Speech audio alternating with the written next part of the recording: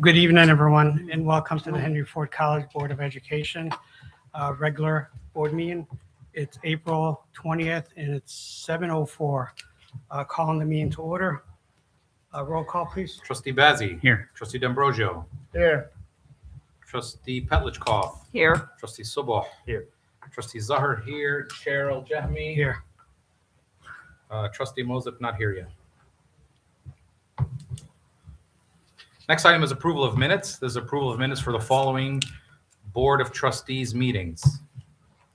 Okay, it's a lot. Board of Trustees Policy Committee meeting on March 16th, 2026. Regular Board of Trustees meeting March 16th, 2026. Special Board of Trustees meeting March 23rd, 2026. Special Board of Trustees meeting closed session March 23rd, 2026. Special Board of Trustees meeting March 25th, 2026. Special Board of Trustees meeting March 26th, 2026. Special Board of Trustees meeting April 2nd, 2026. Board of Trustees Building and Site Committee meeting April 6th, 2026. Special Board of Trustees meeting on April 10th, 2026. Special Board of Trustees meeting closed session on April 10th, 2026. Before I ask for that recommended action, I'll note that Trustee Mosip has now joined the meeting, so we're fully attended. The recommended action I'm looking for is for anyone to make any necessary corrections and move to approve all these minutes. So move. Support. All right, all in And- favor? Thank you to Patty. Yeah, sorry about that, Betty. All in favor, say aye. Aye. Aye. Any objection? None, heard none. Motion's approved. Next item is recognition and acknowledgements. Vice President Diamond up.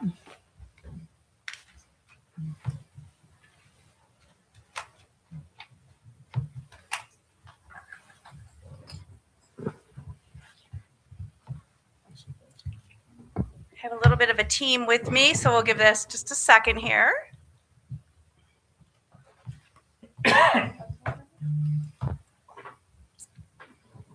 President Ganko, excuse me, Chair Al-Jahmi, and Board of Trustees. I'm here tonight to celebrate something and to honor a request that you had for the college and share with you some of our student athletes. So tonight, joining us, we have our men's basketball team and our wrestling team. They are accompanied by their coaches.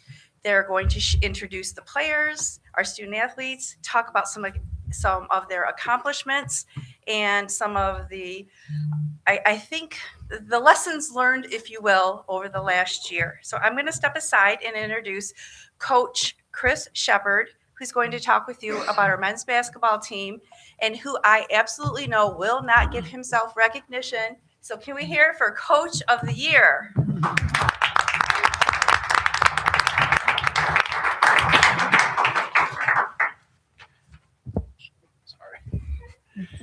Good evening, everyone. Thank you for having us. We have with us today, we have Ryan Hurst, who was a redshirt for us this year, and he was a member of the Hawks academic team, which means he earned over a cumulative GPA of a 3.0 during that semester. We also have Wade Robinson with us, who was an all-conference selection, all-tournament team, and a member of the Hawks academic team. We also have with us Rashid Sampson, who was a member of the Hawks academic team, and Chuck Riley, who was a member of the Hawks academic team. In total, we had 1, 2, 3, 4, 5, 6, 7, 8, 9, 10. 10 of our 11 players were all academic team this year, which means they earned over a 3.0. We only have one goal in our program, that's to win a national title. Unfortunately, we did not attain that this year. We were able to win the Eastern Conference Championship as well as the state championship. We had a great year. The kids worked really hard. As you can tell by their grades, they're going to have opportunities here, and we really appreciate all your support. Thank you.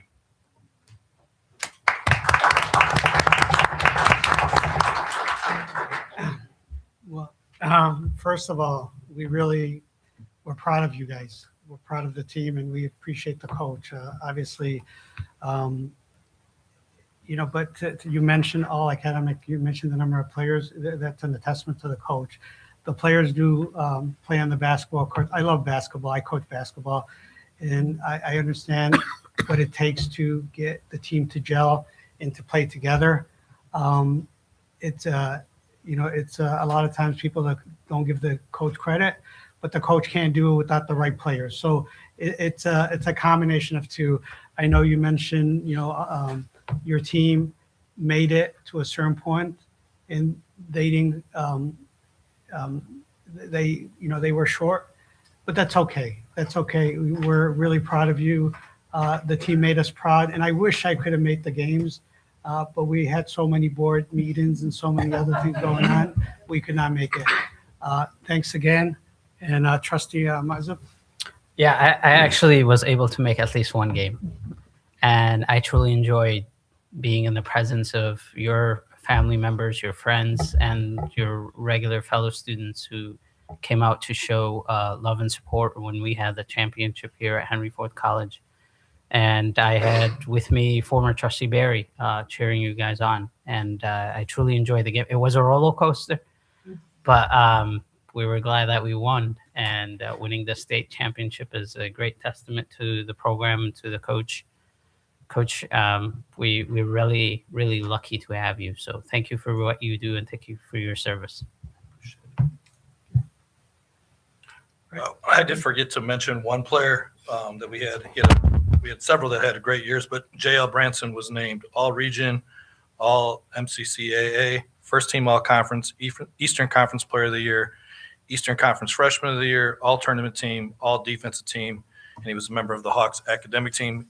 In context, JL is our 6th All-American in 7 years. Henry Ford has had 11 since 1959, so he should get his prize. So I do have a question. How many players are coming back? 2 of the 4 up here, Ryan Hurst will be back with us, and Wade Robinson, and then JL Branson will be back, our All-American. And then we have Aaron Allen will be returning to us, and Calvin Marshall, who was a redshirt this year. So we do have several players that will be back. Good. So we expect a good team next year too. Always. All right. Trustee Retlikov. Just one other question, because usually community colleges aren't selected from the students because of their athletic competition a lot of times, because they're just not as well recognized. How are we doing in regard to, since we do have some great players that you're are showcasing today? Is that improving that moniker that you have to go to the a 4-year college in order to be competitive? Sure. I think with the way the academic side of the junior college or the community college level has changed over the years with the Michigan agreements, where our classes transfer to every school if you get a C or above, has really helped with that. And then athletically, if you perform here, we've had 9 Division I kids, which is the highest level you could have. A couple of years ago, in every not named Michigan or Michigan State, we had a kid on every roster, whether it was Central Michigan, Western Michigan, Eastern, Oakland. So I think the word is out related to our program in terms of being able to recruit kids on. And priority 1 is obviously make sure you have your grades, but then the second part of it is if you do what you're supposed to do, you can create better opportunities for yourself. Great. That's good to hear. Thank you so much. We appreciate you guys. Thank you. One more team, Coach Grant McKenzie. Come on up. And he's going to speak with you on behalf of our wrestling team. All right, so we tried to get everyone. Some people could not get out of work, but I do want to introduce some of these guys. We had 4 wrestlers make the national tournament this year, which is Coach, if you can speak. Doing a head count. Coach, if you can speak to the mic, please. Thank you. Should I start over? No, it's okay. Okay, so we tried to get everybody, but some kids had to work, so that's why they're not here. I just wanted to let you know. I did a head count. 72 wrestlers from Henry Ford have qualified and attended a national tournament, which I am ecstatic about. I'm going to introduce these guys, and I've asked them to say a few words to let them know a little bit about them. Jaden, can you come up here? This is Jaden Charleston. He was from Westland, John Glenn. He wrestled 1 year. He made the national tournament. Tell everybody what you're doing next. I came to Henry Ford to try to continue my wrestling career. And after my first year, I went to the national tournament, and now I'm going to Davenport University next year. All right. So he'll be transferring. Right on. Vicente, come up here, please. Vicente was from Lincoln Park High School. He had a fantastic wrestling career. He didn't want it to end. He chose Henry Ford. I'm going to let him speak a little bit what his next plans are. Hello, everyone. My name is Vicente. I'm a two-time national qualifier, and I really didn't have that much success in high school, but Coach McKenzie, he gave me the opportunity to come here, and I'm so grateful for the opportunity. So I made the most of it, and I'm going to become an electrical engineer now since I went to HFC. So I'm happy for the opportunity I have. Thank you. So Vicente, he made the regional tournament in high school twice. He didn't make the state tournament. He missed it by a match, but he had a winning record both years he wrestled here at Henry Ford, which is a huge accomplishment. Coach Jagger.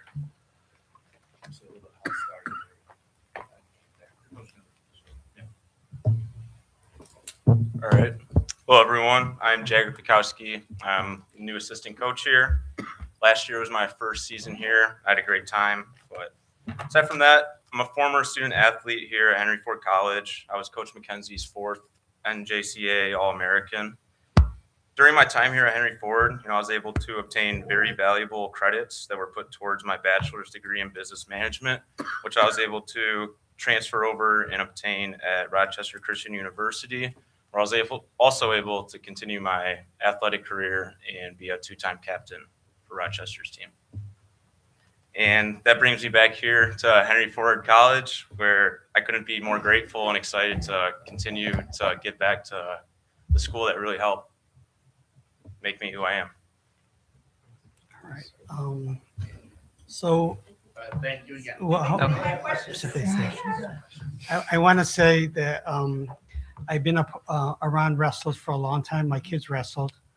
They wrestled as kids in my weight tournaments. I'm sure you guys heard of them with Melvindale. And it's the toughest sport. It's individual sport in the sense of you're there by yourself and you have to really prove yourself. And they're very mentally tough. And I remember, my kids, when they wrestled, I put them in wrestling to give them confidence, to give them, they were not very confident as kids. And I'm telling you, they are very confident now. Wrestling gives them it taught them to be strong, to be good leaders. And I would never do it any other way. So I could relate to what you guys are doing. It's a tough sport. When you lose by yourself. Even though you have a team, but you're the only one on the mat. So we appreciate you. We're proud of you. Thank you. Trustee Mazza? Yeah, I have a question, and I echo Chair Jahmi's comments. And it's a testament that you, as a former student, coming back to coach. So, Coach, you said 72 students. Is that a record of the program? So I've been here for 14 years, 72, including the early days. Next year, we're heading to year 10 as a varsity sport. 72 is pretty good. I know when I talk to other coaches, they always ask me how I do it. I say it's my own little secret. I can't tell you. 72 is a good number to be proud of. Yeah.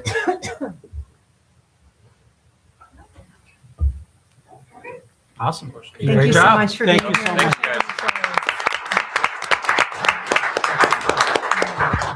If I could just add one more thing, I just want to say thank you to both the head coaches, but also the assistant coaches. If you don't know, some of our assistant coaches are volunteers. They do this out of the goodness of their heart to be able to help our students succeed. But something Trustee Petrikov talked about, in that our students, I want you all to know that our students, when they come to us, sometimes people will say, just a junior college, right? But our students, when they come here, they gain, sometimes they can't make a team or make a scholarship at the four-year school. They come to Henry Ford College, they get time on the court, they get time on the mat, they build up their expertise, they build up their skill set that then enables them to go on to four-year schools, a lot of times with full rides. So it is, you heard about, excuse me, all academic, all scholarship, things like that. It is about that, but it's also a way for them to earn their four-year degree, to give them, a better opportunity in life with their four-year degree. We heard from an electric engineer. And so I just want you to know the difference this college is making for the students, and we appreciate the college's support. We know sometimes when budgets are tight, and we're talking about budget tonight, sometimes sports people look, do you really need that sport? I argue, of course, always yes, because it does make a difference for our students. Thank you. I just wanted to, we had a chance to hear Mr. Vincent, who's in electrical engineering, and we're very, very proud of that. Mr. Charleston, whom I met, is actually in our nursing program. So there, the takeaway is, if you hurt the person that you're wrestling with, if at least you're wrestling Mr. Charleston, he'll be able to put you back together again. If you follow the lead of the assistant coach and go to a school like Rochester Christian, you can at least apologize for having hurt them. Thank you. All right. Next item, please. Is that the end of recognition and acknowledgements? There's no acknowledgements? Okay. That's it. Okay, great. Next item is president's items. Right. Thank you, Secretary Czar, Chair Aljami, and trustees. It's been a very eventful month since our last regular board meeting, both on a personal level for me and more importantly, though, for Henry Ford College. So first and foremost, I would like to congratulate the board on reaching a conclusion to the presidential search process, of course, pending final contract negotiations. And I would like to offer my enthusiastic support to Mr. David Kniezek, who was with us here this evening. I've had a couple of opportunities to speak with him over the last couple of weeks, and I'm confident that he is going to do a wonderful job leading HFC into its next chapter. Upon conclusion of the contract negotiations, he and I intend to present to the board a proposed transition plan for your consideration. And I look forward to working on that transition plan with Mr. Kniezek as he transitions into HFC and I transition to my next adventure at Macomb Community College.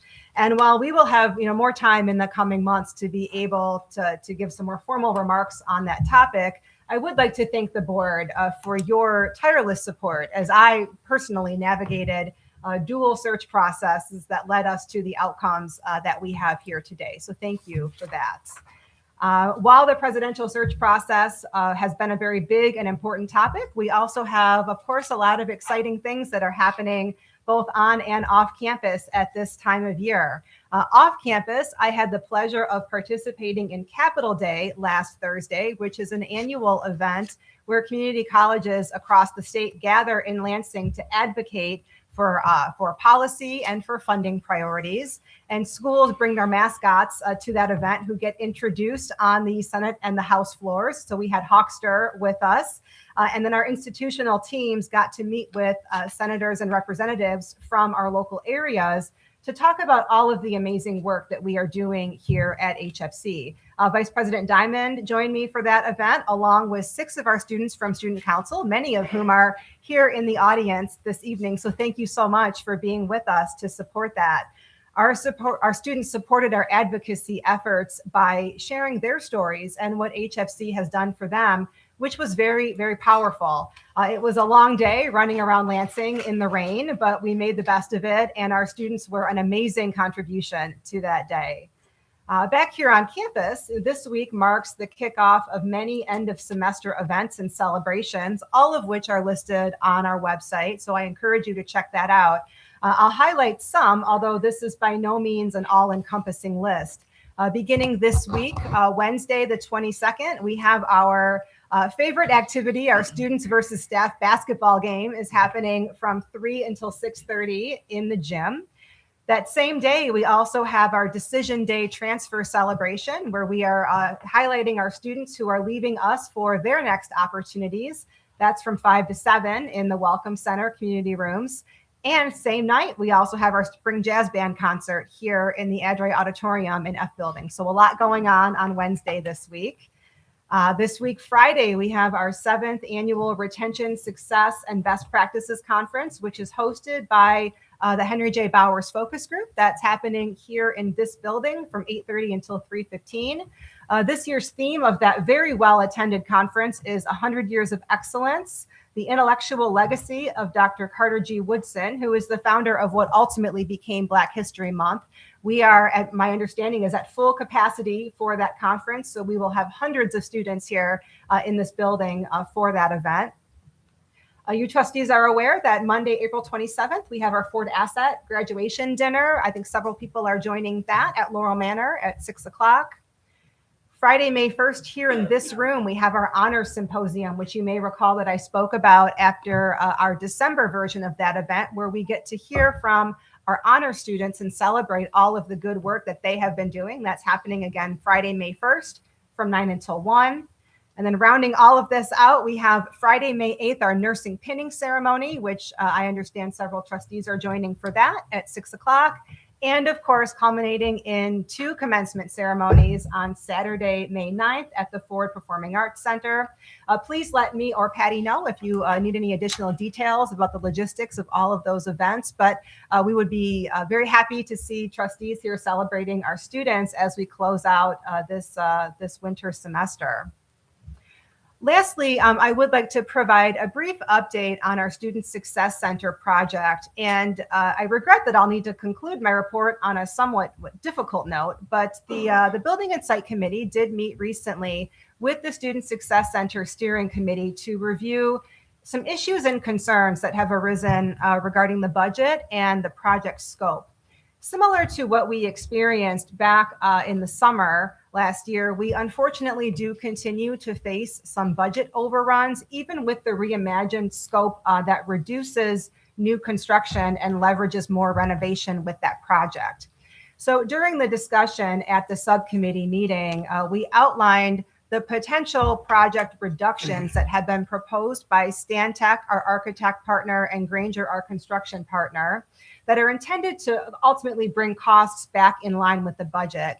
However, there was a sense that these proposed cuts may compromise the integrity of the project and the objectives, and therefore may not represent a viable path forward.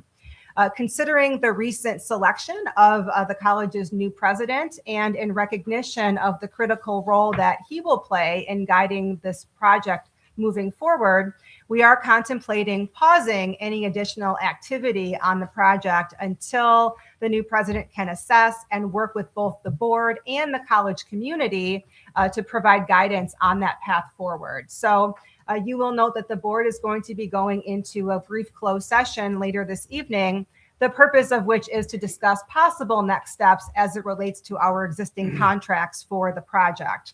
And for the college community, please rest assured that we will be sending out a communication college-wide once we reach a determination on what that path forward is going to look like. So we'll be in full communication with you all. And this is a little bit stepping into our board subcommittee report. So I will ask Trustee Petlichkov as the chair of that committee if she would like to add anything else to that. No, I think you did a very good job. I did defer what would be my committee report because we were both in the same room and heard the same thing, and she shared the same points that I would have made tonight. And that concludes my report. Thank you. All right, thank you. And we kind of did the closed session near the end. We've been keeping people here too long. Right. So. We're not going to make you do that again. Trustee Mazza? Yeah, for the retention conference, Yes. what are the hours for that? It starts at 8:30 in the morning and it goes until 3:15. And Okay. what day was it? That one is this Friday, April 24th, Oh, okay. And it's going to be here at this building. here in this building. Yeah. Perfect. Thank you. Trustee Czar? Congratulations again, President Gonko, on your appointment to Macomb. Thank you. Can you remind everyone in the public what the calendar is again, kind of for you and I guess also for us too in this whole transition thing? Sure. So my start date at Macomb is July 1st. And all of this will be, of course, dependent upon contract negotiations and what the board ultimately decides to do as a start date for the new president. Our hope in our preliminary conversations is that he and I will have a couple of weeks of time to overlap to ensure a smooth transition and handoff. We have tentatively talked about perhaps the first couple weeks of June as doing that transition. Although you may recall that when we determined the interim contract for this position, it really differs to the board and to the new incoming president as far as what that overlap looks like and how long and what they would like to see. So Mr. Knezek and I will be developing that joint plan to present for consideration, and then you all will, of course, be able to weigh in on what works and what you would like to see different. Okay, thank you. Thank you, Dr. Gonko. And I did want to ask the board, and I should have asked earlier, I want to add in a board item to the agenda. Is this the right time to do it, or? You would like to amend the agenda? Yeah, I would like to amend the agenda to, I would like, and this is because I would like to talk about the contract negotiation and the progress we're making. Well, we could do that in the committee. I mean, I was planning to talk about it in the committee report, so we could do it during the committee report time because there's a committee set up for it. We could, but for me, it's a bigger discussion. I'm looking at the board to see if that's the appropriate time or it needs to be an agenda item. I think having an agenda item or not will not change anything. So Okay, so we'll when talk about it in trustees the or committee her report. can report, we can have that discussion. Doesn't matter to me. Okay, that's fine. We could do it then. If you're done, Dr. Ranko, I think for discussion items, I would like to have Ms. Ferguson to come up and update the board on a request that a request that I asked from her with regard to the OMA and Robert's rule and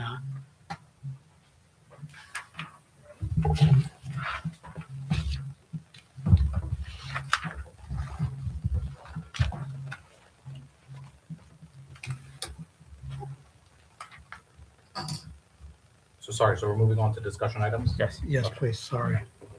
Good evening to all of you. Through the chair, board chair, is this the opinion on Robert's rules only? Am I right in that? Yes, there was a situation at the P12 where we were told that the chair could not motion and would have to relinquish their presidency in order to motion. Sorry if I'm not.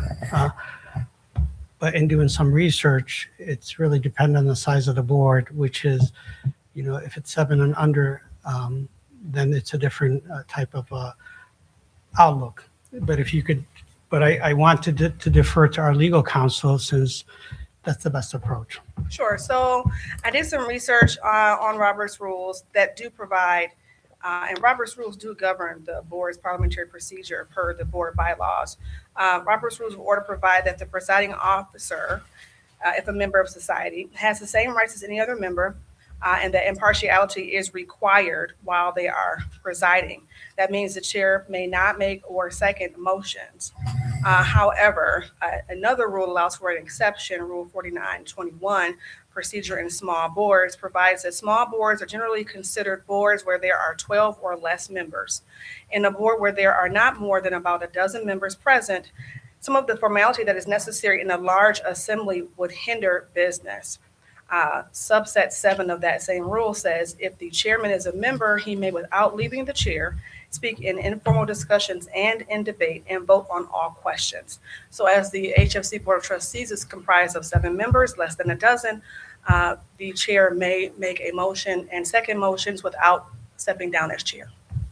Thank you. And I would say in the future, I would ask that we, if a situation comes up where a trustee come to the conclusion that there is a difference of opinion, I would ask before changing the rules that we ask legal to make sure that we're in compliance.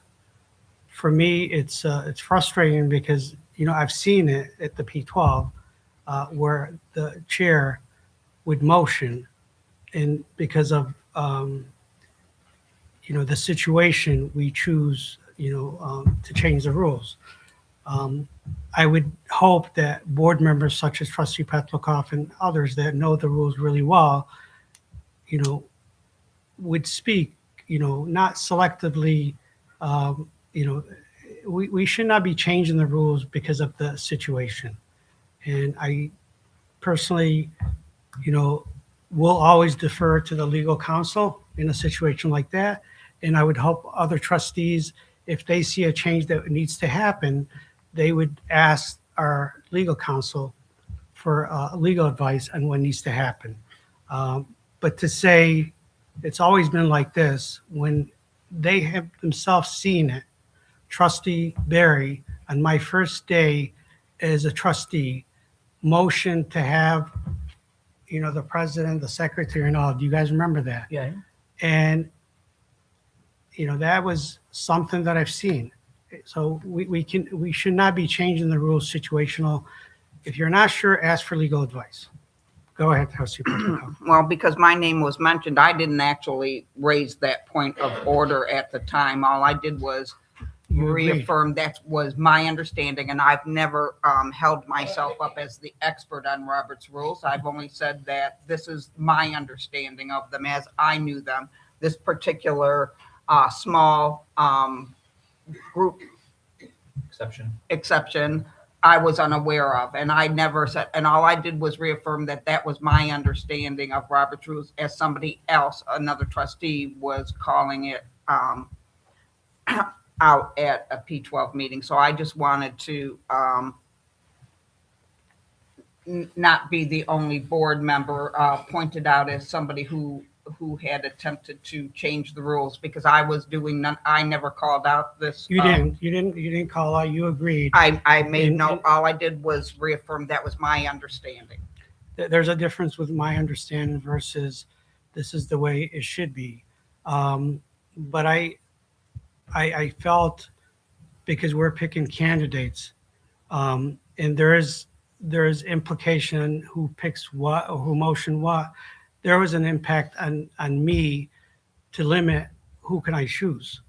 And I did not appreciate that because like anybody else on this board, we care dearly, you know, and we believe in certain candidates that we want to move on because of certain beliefs.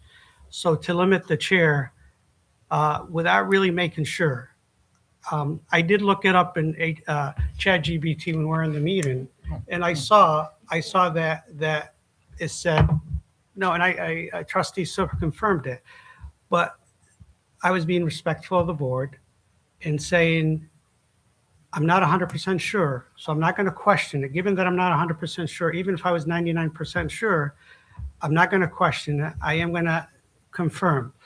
But we were talking right after during the break, and we all thought that's, you know, the 7 member, the limit on the number of boards. So all I'm saying is, you know, check with legal. This is my advice to the group when you're bringing something new. I would just appreciate that we do that instead of changing the rule and putting someone in a situation where they have to relinquish the presidency in order to make sure the OMA is followed and to make sure that there's no lawsuit that comes about. So go ahead, Trustee Czar. So I was the one who brought up the We know you the were. mystery. Yeah. Can I ask you another question, Vice President Aaron Moss Ferguson? Since we're talking about this, I didn't know we were talking about this today, but since we are, do you have that whole section that you cited about the exception for small boards with you? Okay. My first question is, do you know when I mean, I would have been happy not to discuss this today, but if we're discussing it, do you know when the bylaws, so our bylaws say that we follow Robert's rule, correct? That is correct. Okay. Do you know when that section of our bylaws was passed? I would have to look that up. I don't Okay, know. so off the it's top of my head. 1993. 1993 or 1995. It's 93 for one of us and 95 for the other one as far as the college and school. So, and it says that we follow Robert's rules. Now, as you might be aware, Robert's rules goes through different revisions. Correct. So would it be your legal opinion that if we passed the last time we amended that part of our parliamentary authority, part of our bylaw that says we follow Robert's rules, that we would have followed the most recent edition at that time and not bound ourselves to subsequent editions after, correct? Are you asking my opinion on that, or? Well, just as a matter of legal construction. I mean, like if there was further revisions of Robert's rules and we haven't amended our bylaws to say, you know, we're now following Robert's rules again and we've amended it in 2026 or whatever, that whatever the last amendment of our bylaws says when we followed Robert's rules, that we followed the latest edition of Robert's rules and not necessarily subsequent revisions, because how can you say you're following Robert's rules, the latest one? Sure, I get your point. Yeah. So bylaw 0161 parliamentary authority states, the parliamentary authority governing the Board of Education, which is the same for the Board of HFC, shall be Robert's Rules of Order, newly revised in all cases, not inconsistent with statute, administrative code, or these bylaws, or the rules of order of this board. Okay, so I get, but my question still stands. So all the Robert's Rules things are called Robert's Rules newly revised. Yeah. And there's different editions. Correct. So the current edition is the 12th edition. That is right. In 1990, the edition was the 9th edition. And we passed the bylaw, does it say there? I think it says 1993, 1995, whatever it says there, but in the 90s. And there wasn't a subsequent edition to the 9th edition until 2000. So it would be your understanding that when they passed that bylaw, they were talking about the latest edition and not necessarily subsequent editions, which of course they wouldn't have known what they were at that time. So this says 1995. So Right. my assumption would be that you're governed by Robert's Rules of Order, newly revised, and that subsequent editions would apply. Even if we've never seen them? What do you mean you've never seen them? As in you haven't seen the current version of Robert's Rules? No, I'm saying Robert's Rules change. Every edition changes something. Sure. Okay, so if it changes something and we pass the bylaw that says we follow Robert's Rules in 1995, then obviously we're following the edition that exists at that. I mean, there's just a simple legal construction question. How can you pass a bylaw that says you're following all further revisions of Robert's Rules if we're not the ones revising it and we haven't revised our bylaws to say as much? You know, what if Robert's Rules says down the line something that changes practice about something? Wouldn't we have to address that? Trustee Czar, can you make the point, because I'm not Sure. following your. Because for a couple of reasons. Yeah, I'm glad you're speaking Yeah. up, and I would ask that the other board members start Yeah. speaking up when time is taken. from us. Because I'm can't- sorry. It just. I didn't. taken a I long was happy time. not to talk about this today, Yeah. but if we are, Yeah. that's so. Before we get to that legal construction question, what are the other provisions in Section 49 that you brought up? I mean, there's a number of provisions, not just the provision. So you brought there's a up, right? number of provisions, but I am going to ask you to clarify your intent, because I need to understand if you want a quick answer that can be answered now, No, or you if don't this need to give me a requires quick more legal research. You don't need to give me a quick answer. You can answer later on that question of which edition. So allow Ms. Ferguson, if it's going to be to do her research. Yeah, I'm not asking her that question anymore. My second question is, there's in the section you cited that said that thing about the chair in small boards. There's a number of provisions there, right? There are 7 subsets in that rule, and the one that I read that spoke to the board chair presiding is number 7. Sure. And do you have the list of the rest of them? Do you happen to have I it or can no? provide that to the board Okay. at large, So yes. one of the other things on that list says that in a small board, no one needs to second a motion. That's something that's on that list as well. Motions don't need to be seconded, and we don't operate in that way, obviously. So, you know, my other question to everybody would be, are we picking and choosing what we want to follow from that Robert's Rules section? If you want to follow the whole section, I'm okay with it, because we haven't been following it. It also says motions don't need to be seconded. It has a lot of things in there that provide for small boards, but we haven't operated in that way at all. And the way I read it is that it would be up to us to operate like that if not. Now, I'm okay with us operating however we want to operate. We can discuss it and address it, but it has to be clear, and we should change our bylaws, and I would be in favor of it, by the way, to address as much. But that's all my questions for now. Again, I was happy not to talk about this today, but if people want to talk about it, it's It fine. needs to be discussed because, and we're going to move on from this. Please ask your legal, questions to Ms. Ferguson. And I understand some of our colleagues are really frustrated, but for me, that impacted me. So Trustee Mazza, please understand that impacted me personally. So I have the right to bring that For up. sure, yeah. If you're very impatient with it, or anybody's impatient with it, that impacted the chair's role.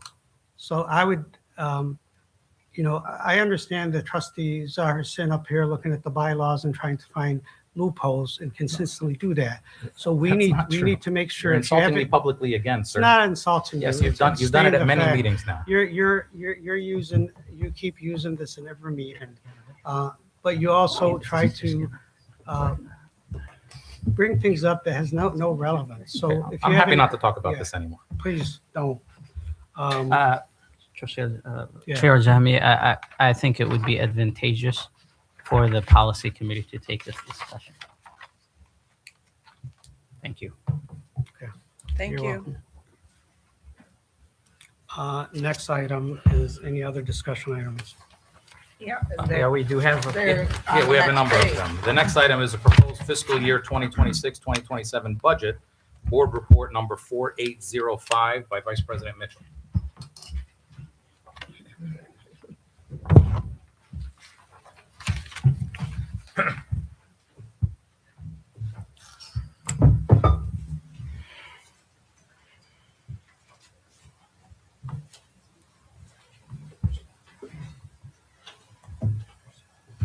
While Vice President Mitchell is getting situated, I'll just remind all of the trustees that the general order of these discussions will be on discussion for tonight's agenda, and then next month will be the vote on the budget.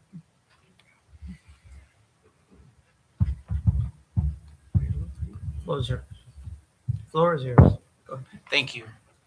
Chair Aljami, board members, President Gonko, colleagues and members of the community.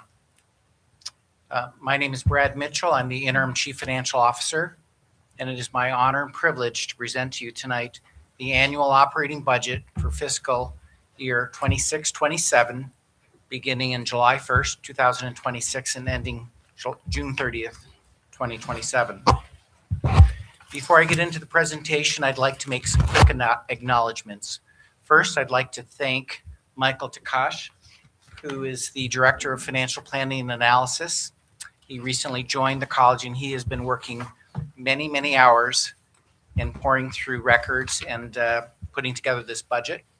And I'd also like to thank James Carolus, who is the Assistant to the Office for the Vice President of Finance, who has been a wealth of knowledge. So thank you both. If I can figure out where the down. Okay. It's a click. There it is. Okay. Right there. Okay. Thank you. So what we're looking at here are revenues, expenditures, and excess revenue, and with three columns. The first column is the 2026 initial. That is the budget that was approved a year ago. The 2026 adjusted that was recently presented to the board in terms of the updates to the adjusted budget. And then the third column is the proposed fiscal 26-27 budget. As you can see, we're projecting revenues of 109.5 million, which is an increase of 4.6 versus the initial budget.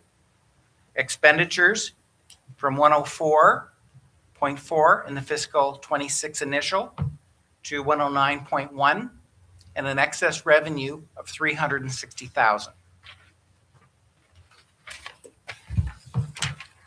One of the important aspects of any budget is really understanding the budget assumptions aside from the pure math. So I'd like to review with you the budget assumptions that were used in compiling the 26-27 budget. We are projecting a zero enrollment change from current year.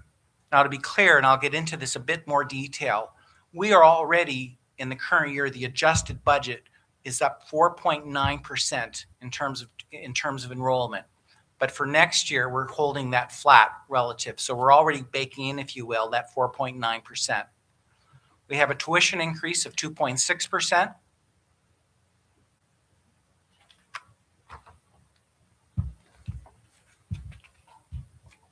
I was told this might happen. It disappeared on the screen in front, so let me see. How do I get back to the prior slide? Paul? Okay, You what can I see it wanted, on the I screen. advanced it. Did I advance it already to prior It slide? says budget assumption revenue. Okay, It'll does be it? the same as what's on the laptop. Okay, yeah, but I wanted to go back to this. He wants to go assumptions. back. Push the left arrow. Which one? That one. There you go. There you go. Okay, technology. Okay, so with a 2.6% tuition increase, that gives us a new in-district rate of 122 per credit hour, 213.50 for out-of-district, and 309 for out-of-state. We are projecting a 1% state increase, which is consistent with what we're already seeing relative to the current year budget, and also very consistent to what we're seeing preliminary coming out of the state. We're projecting a 5% property tax increase. Now, this is important relative to, we're already seeing about a 4.6 in the current year. So for next year, we're projecting about a 6% property tax increase, but 5% year over year. We're projecting a faculty of 184, which represents an increase of 7. And the way this is driven, it's formulaic, and it's based on an average of the 4 preceding semester credit hours. So what does this translate then in terms of actual numbers? At the state appropriation level, we're seeing an increase of $316,000 in revenues. Property tax, $805,000. Dearborn City School College early rent, we're seeing a decrease of $348,000. The Dearborn School previously had been renting space from the college, Building A. They vacated that space and moved into a building adjacent to the Welcome Center. And so that represents a decrease in our rent. Investment earnings decrease of $226,000. This represents what we've looked very carefully at these numbers. We've taken about a 25 basis point decline, subject to the uncertainty that's going on in the markets right now. The enrollment increase and change in mix, if you recall, I said we're projecting a 0% increase, but reflected in the numbers is a 2.8 million increase that we are projecting year over year. That's part of the 4.9% enrollment that we're already experiencing this year. And tuition increase of 2.6% provides an increase in tuition revenue of 1.3 million. So all told, 4.6 million increase in revenues. On the expenditure side, we have some formulaic or required adjustments, if you will. So we're seeing with steps and grades offset with a minus amount of retirements, we're seeing an increase of 1.7 million. We have some positions in faculty. I mentioned 7 positions, 715,000. We have 2 grants that have been in place for a couple of years now, and they continue to roll off, and these become the responsibility of the college. And so the D3C3, as well as the Detroit Promise, and these are primarily in advising roles. So we're picking up those positions internally for a cost of $638, and then benefits of 1.2 million on those position increases overall. Small increase in purchase services of 346, supplies, utilities, and operating expenses of 99, and data processing of 116. Overall, an increase of about 4.8 million in total expenditures.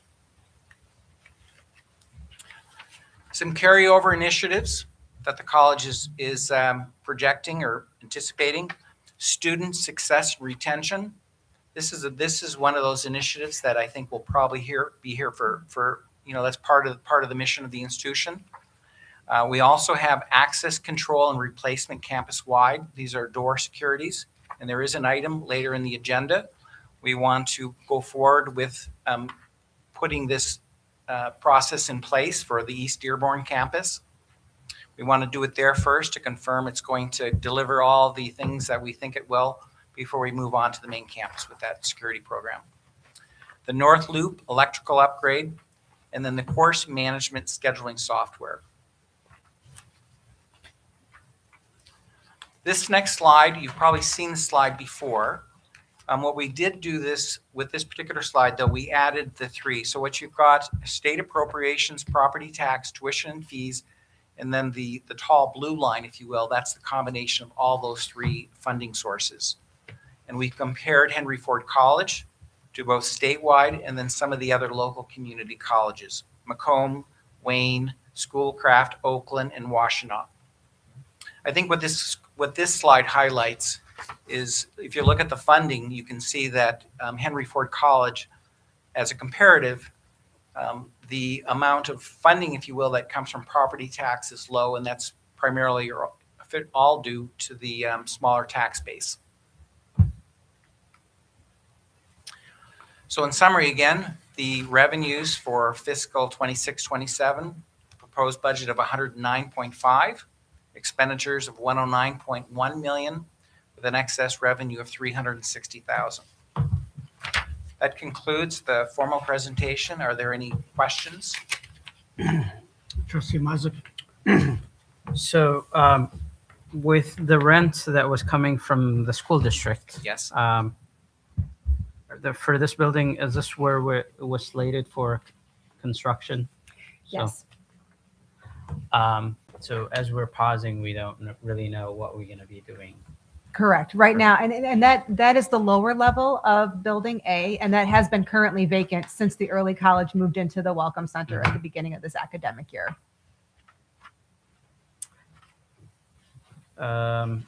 As far as the tuition increase, I know this board probably 2 years ago, was it, Trustee Pettisco? CPI. We approved the CPI, so the Consumer Price Index. Yeah, as our judgment Ballpark for increasing tuition. Prior to that, we used to vote every year in increasing tuition, whether we increase tuition or not. Now, I can recall back the COVID year where we said we're not going to increase tuition just because of what's happening in COVID. But there was 1 year where we increased tuition by a significant percentage, and it's because you pause and you don't when you do increase. a zero increase. Correct. So, but the community college that Dr. Ganko will be going to has frozen their tuition for the past 3 years, and that is commendable. I'd say that to a competitor, that they actually are seeing college affordability as an issue for their students. And I don't know how they're going to do it in the future, if they're going to continue on that model. But I don't know if the CPI might be the best parameter to always raise tuition just because this was the inflation or the CPI index that year.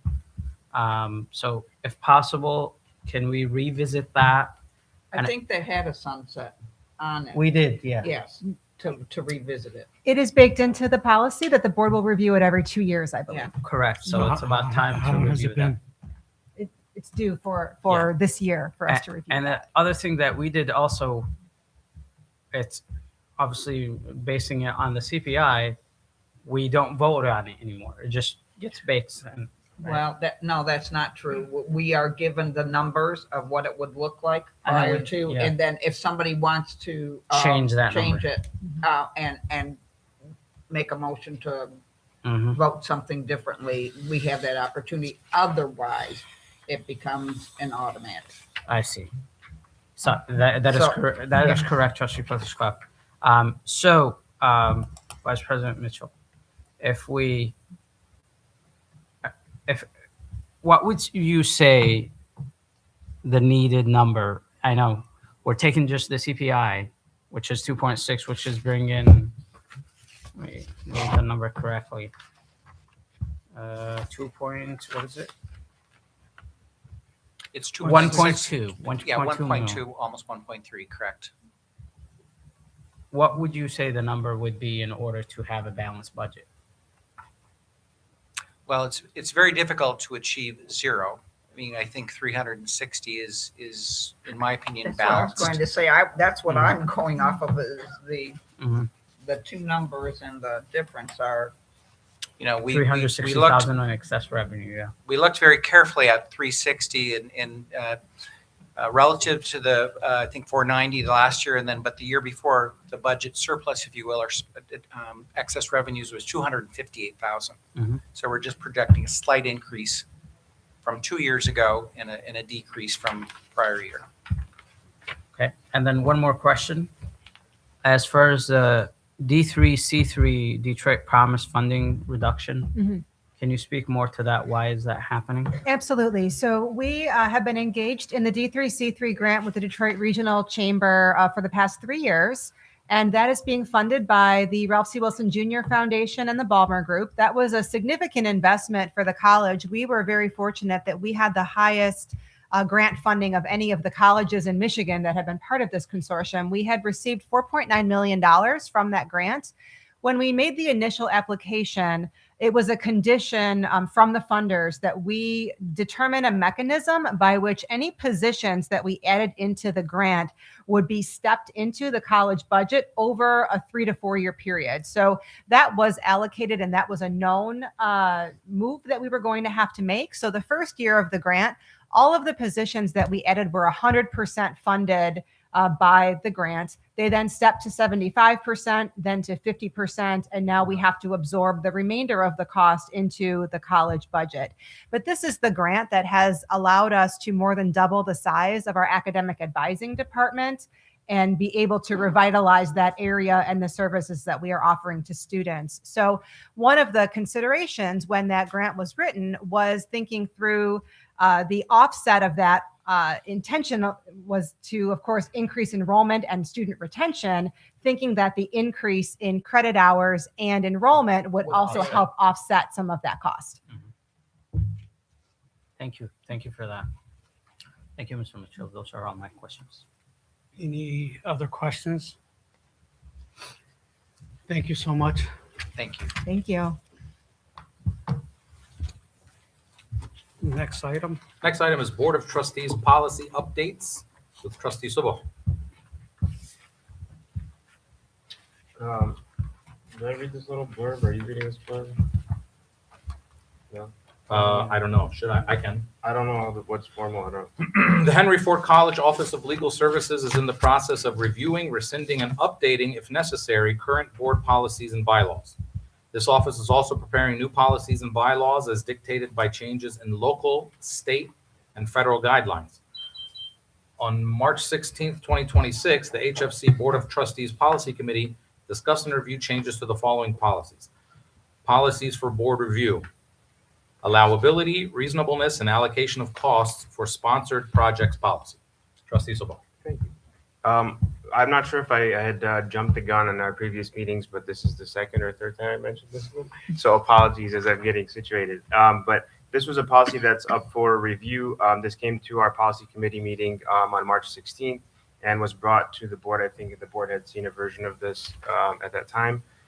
So this is a policy we are creating to basically make sure the college stays in compliance with local, state, and federal guidelines for managing external grants and project funds.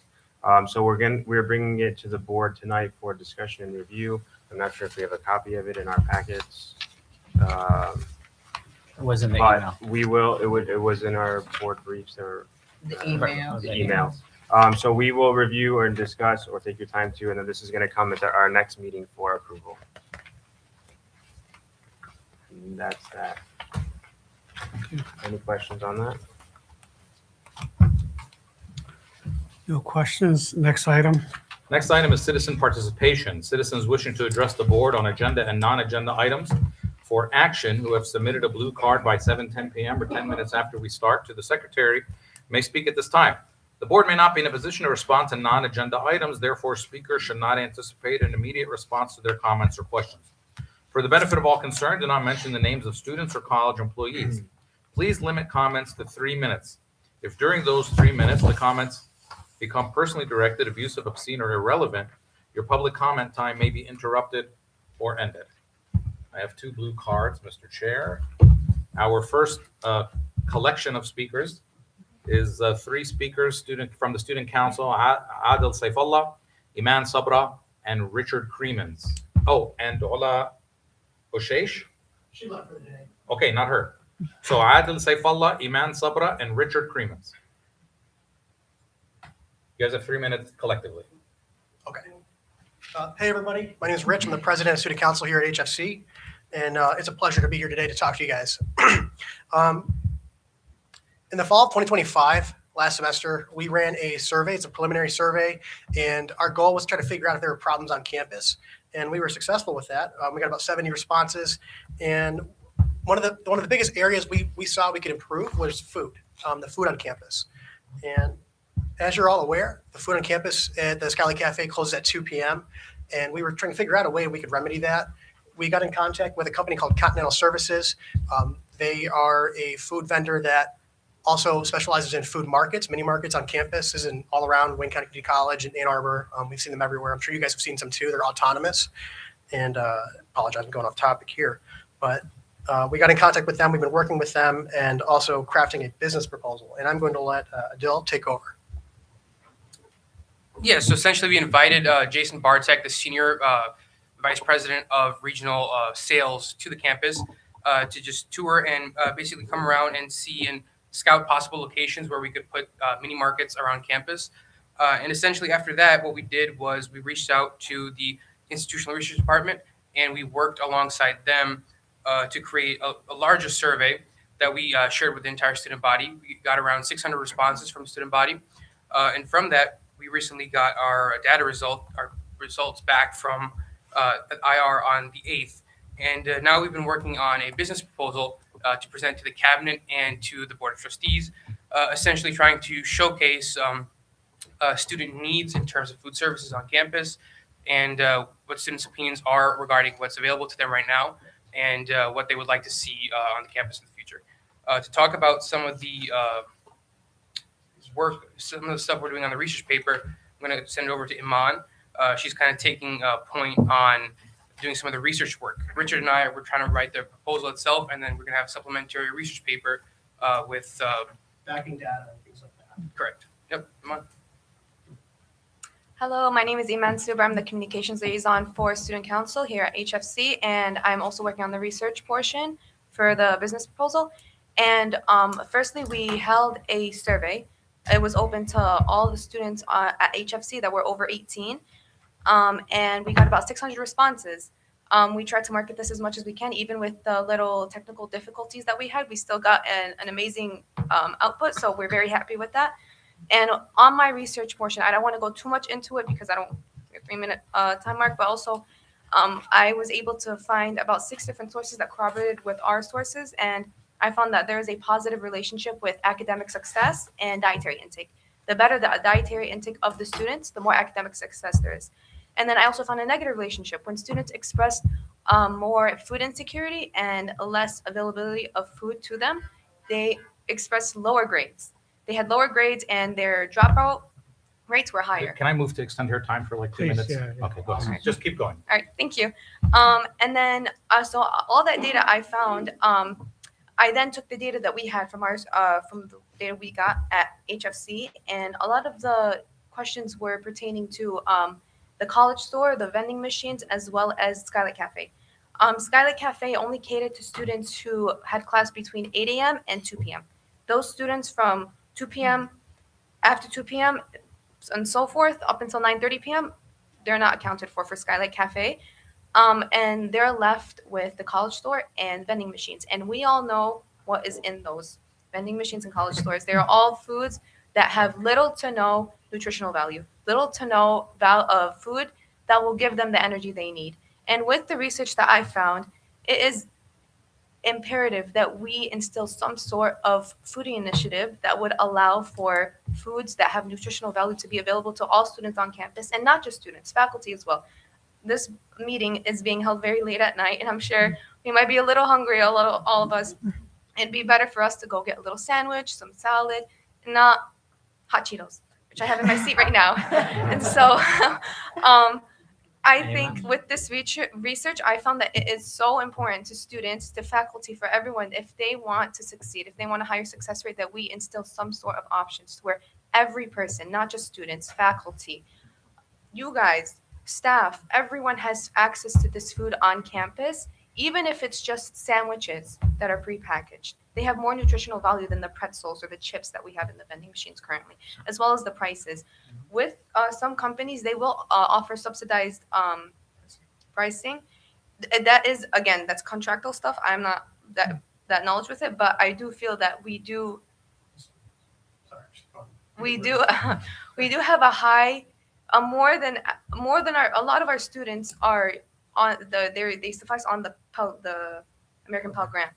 So we do have a number of students that are reliant on financial aid, on these monetary assistance, and we need to make sure that they are also accounted for when it comes to food.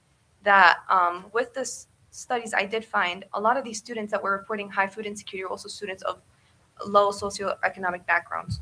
So I think that, I know I might be going a little off topic here, that with this food initiative, it would be targeting everyone. It's not just for students and not just for HFC faculty, it's for everyone. Everyone can come in and enjoy and get a little snack that is not just hot Cheetos. All right. Yep, I think that's it on my part. Yeah, I mean, essentially, we just wanted to bring this to your attention. We're gonna have like a proper business proposal and a research paper in front of you guys sometime soon. Hopefully by next Friday. Yeah, we're aiming for the next Something Friday. like that. Yeah, With finals and everything, we're just trying to manage along. not go crazy. So yeah, hopefully, we're gonna have something proper paperwork in front of you guys to showcase our results, everything that our problems that we tried to address with this survey. And yeah, that's pretty much it. We just wanted to take a couple minutes of your time to show that to you guys. All right. Thank you so much. Thanks. Thank you, guys. Yep, thank you. All right, our next speaker, we just have one more card. Our next speaker is Samrat Luqman. I gotta give you guys credit. Public speaking is takes so much courage. So I give you guys all the credit in the world. I'm here to talk about a superintendent candidate. You guys know I support somebody, but what I'm here for is actually to discuss my concerns about one of the candidates that you pushed through, Thomas A. Hart. As you know, there was an issue when he was in Des Moines, Idaho, where he violated the law and had a formal reprimand placed on his license. He also left the district prior to his contract ending. I want to be very clear. My comments are not personal. They are about leadership, accountability, and what our district deserves. We are being asked to consider him as a superintendent whose tenure ended after conflict, after division, and after a board chose not to renew his contract. That matters. He openly defied a state order, whether you agree or not. It resulted in a formal reprimand on his license, and that's a leader putting himself at odds with the law. But it's not just that. He was divisive. A. Hart made comments acknowledging political differences between conservative and liberal communities. And instead of navigating them, he widened them. In a district like ours, where diversity of thought matters, we need someone who brings people together, and he showed he couldn't do it. He caused friction, not unity, and that is the last thing we need. And then he walked away early, taking a payout of $600,000 at a time when districts right after COVID were bleeding funding. When schools were in dire need, he left with hundreds of thousands of dollars. While classrooms struggled, he walked away compensated. He called the job frustrating and exhausting, quote unquote. He said it felt like, quote, 4 or 5 years instead of 2. If that pressure broke him there, why would it be different here? Now, I want you to look at a pattern. He's applied across southeastern Michigan to several districts, and he did get an offer from Waterford. He failed to negotiate his own contract with Waterford. And I know, Mary, you said last time, negotiating contracts is something important to you. If he's already applied to a state position with the Department of Education, you know what that means for Dearborn. That means this is a stepping stone, and I refuse to allow my kids' education to be a stepping stone for somebody to advance his own career in his own interests. As I wrote on the card, I'm here representing Dean and Arya Cash. Those are my children, 4th and 1st graders. I will be vested in this district for at least another decade and a half. And I want to make sure we get someone who will unite us, who will stay for us, and who will serve our students, not their next opportunity. And Thomas A. Hart is not that leader for our district. Thank you. Thank you. Just a board follow-up to the first part. The Can we do that? the younger one. Yeah, I was going to comment on that too, but Sure. go ahead. To Iman, Adil, and Rich, thank you so much for addressing us, and thank you for taking such a very important issue that our student population is facing, and perhaps maybe the staff. it's definitely an issue. I look forward to reading your proposal. I'm sure Dr. Ganko will be doing the same. And yeah, I hope it will go through the proper process of, putting a bid out there, maybe. Yeah, and purchasing will take care of it. But this is an awesome partnership between the students, the student council, and the administration. What you said over there, I 100% agree with, as far as nutrition for all of you, for the staff members on campus. And perhaps we need to talk to Skylight and our culinary department about perhaps adjusting their hours. Yeah, I mean, when I was a senator at U of M Dearborn, we advocated for extending hours of finals at the library, and now the library opens 24/7 during final exams. So I commend your activism, and I truly salute you. Thank you. And I had talked to these young folks outside, and I suggested to them that they speak up. I loved their plan, and I could relate to it, because when I went to Henry Ford, most of my classes were in the evening, and you go hungry. So what you're doing, not just because of the food, but the initiative is amazing. And I would ask that you get to know our new president appointee, David Kinesiak, and work closely with him as he gets on board, and as well as Dr. Ganko as she transitions. These are amazing initiatives. Thank you. And next item. Next item is special consideration of an action item. Are there any action items on this agenda which board members or the president wish to discuss and vote on separately? If there are, we'll exclude these from the action below. At this time, I'll call for a single action to approve all the action items on this agenda, except for any items excluded from this action by board member request. So I'll be looking for someone, to make a motion to approve action items numbered 1 through 4 as recommended in this agenda, except for any exclusions. Any motions? I'll move to approve the agenda items 1 through 4. I'll second. Second. Discussion time. I do have a couple questions on the items. I do too. The first one is the door, item number 1, which talks about a new system awarded to Grit Technologies for $132,000. My question on that is, seem like it's a pilot program for 46 doors, and I don't have a problem with the doing that, but when you talk about the whole campus and all the doors, then there's if we commit to this company for the $132,000, we have to really think about the cost it would be when we implement with all the doors. And I'm sure there's hundreds and hundreds of doors. So so I want my colleagues, the trustees, and everyone to be aware that this is the $132,000 for 46 doors. And the question is, where do we see this, if it works, where do we see this, the cost at? May I offer some insights on that? Please. As you noted, this is considered a pilot program of sorts. However, in last year's operational planning process, we did allocate nearly $1 million for this particular project. So this money is set aside right now. The Office of Campus Safety did want to approach this with the East Campus first, just to ensure that we were going to have a seamless installation process. We do already have the quote for what the remainder of the project will look like. It is approximately $860,000, if I'm remembering correctly. And that would be coming to the board at a future meeting. But again, the funding is already set aside and preserved for us to be able to continue on with the remainder of the project, should it prove to be the viable outcome that we expect it will be. Okay, thank you. Trustees are. 860,000, including the 132, or on top? No, of that's an addition. That's for the main campus. Is Yeah. I don't, if you can, or if I know that Karen's here, can just real quickly explain to the community what this is, what this is actually doing. Sure. So I see sorry, Mike yeah. Ball Or approaching, Mike, who is sorry. our emergency services manager.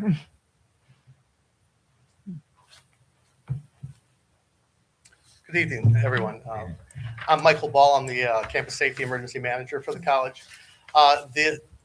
Yes, this is the first step because the East Campus is only 2 buildings. They're more updated buildings, so this is going to be an easier, more seamless installation, and it's to get us to basically to start up the system and make the transition to the main campus easier. We have 2 years ago, we installed a camera system from this company, Verkada. This is also, the access control will integrate with the camera system. It all comes off the same software platform, and it's much easier to use, and it allows us a lot more options on how to use it and to make things easier. It also will allow us to lock down the buildings with the push of a button. And our current access control system is well past its life expectancy. And our service company, Everon, which used to be ADT, has said that any failures of hardware with our current system, it's so old that they can't fix it. Yes, sir. Go ahead, follow. So is this what you and I spoke about in your office a couple months ago? Yes, sir. Okay, so just so everybody knows, this is about making access to all the buildings a little easier, more seamless, more technologically up to date for everybody, right? Yes, this will allow us to do phone apps for access control. It will allow us to use more secure hard cards if we are still using hard cards. One of the other things that brought up, not every door would have the access control. You brought up about the hundreds of doors. It would just be all of the doors that we currently have, plus any other doors that we designate that either would be entry access doors to buildings or doors with high value items in them, or anything else that is that's deemed that we'd like to add that to. But So not, like not every access- single door in the campus would have an access. Right, so like entry access doors or maybe an access to a wing of a building or whatever, something like that. Correct, and allow us to lock down doors with the push of a button. How old is the current system? Roughly? Around 30 years. Okay. Thank you. All right, thank you. Any other questions? Trustee Bazey? Not a question. I just want to say congratulations. I saw recently that you are now our first emergency manager here at Henry Ford. Is that correct? Yes, sir. And that's Thank great. you. So I think it's great that we have somebody in that role with your experience. So congratulations. Thank you very much. Thank you. And it's common to have because I've implemented door system to be at this cost, but I just want to make sure that we're aware of what the future holds. Future hold. I did have another question, if nobody else has any question on the next item, item number 2, which it's 6 devices for 360 licenses. I guess the question is, are we, is that the sufficient number that we're going to be, or are we looking to eventually expand it, because this is a 3-year contract and software licenses 50% of the cost of the equipment. So I'm trying to see if it's the 60 devices is what we need for the 3 years.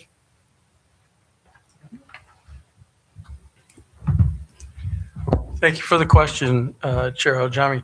The 60 packages would enable us to basically equip groups of 6 students.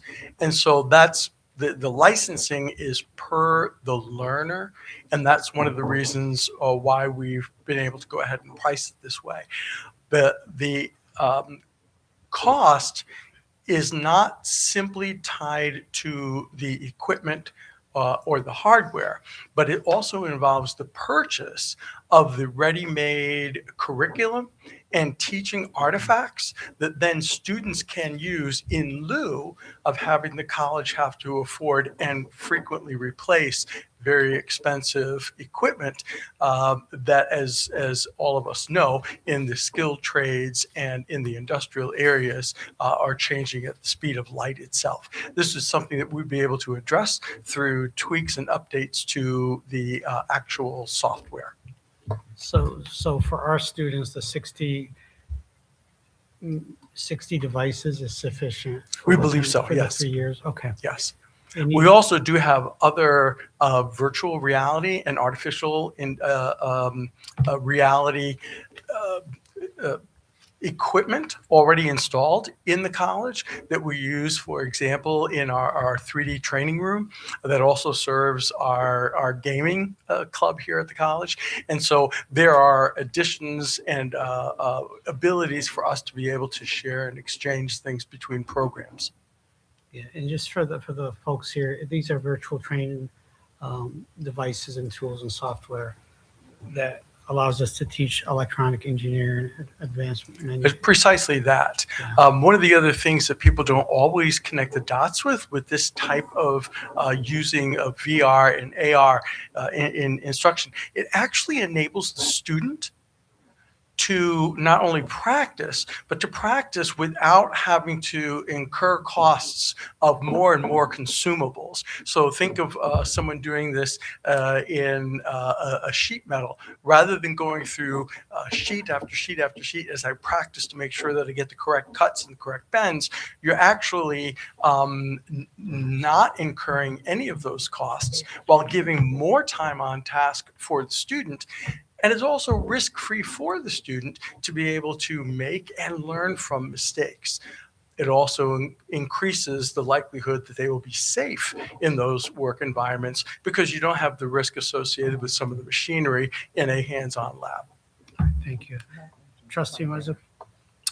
Dr. Nealon, how old is the equipment that we currently have? We started bringing on board VR and some AR equipment over the last 3 years.